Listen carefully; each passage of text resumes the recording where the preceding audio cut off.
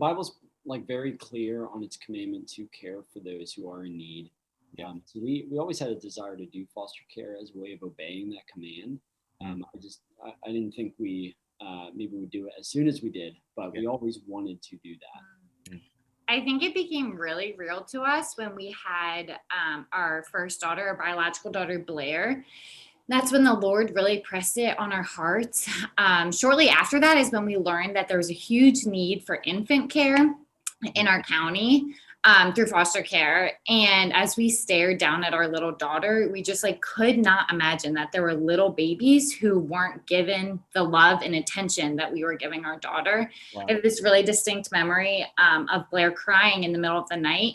And I broke down crying, being like, Kevin, like there are little babies who are crying, who have no one coming to care for them. Oh, God. And that's when we were like, okay, let's just keep taking steps, small steps forward. And if the Lord closes this door, he closes this door.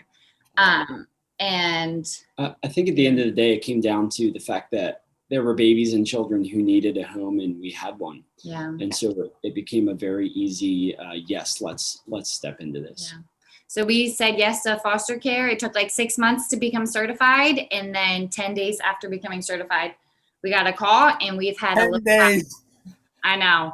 And that's because they waited to call us until they had an infant.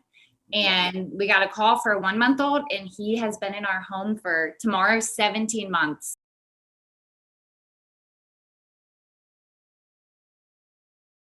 The Lord really cared for us through the church.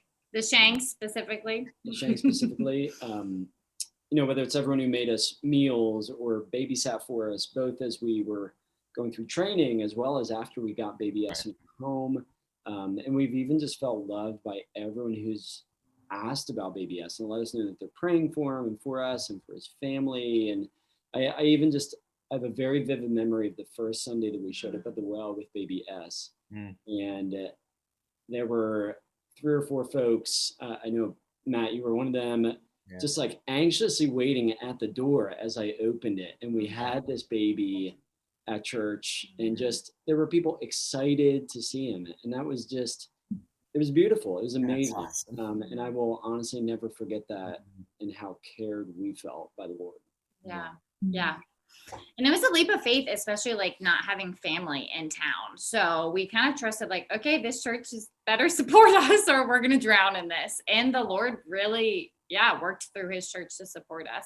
Wow. And also in us, he's done a pretty mighty work, just like in our hearts. Even he's really humbled us as we've been exposed to a part of society that we had been sheltered from our entire lives. He's also comforted us and drawn us closer to him as we are still uncertain of what the future holds for this little guy in our home. It's been a really wonderful 17 months, but it's also been a really hard 17 months. And we can attest in like a whole new way that the Lord is near to the brokenhearted and that he comforts us in our pain. Wow. And I can honestly say, and I'm sure Kevin would too, that like we know the Lord, we trust the Lord, and we just love Jesus more after doing foster care, after saying yes to this.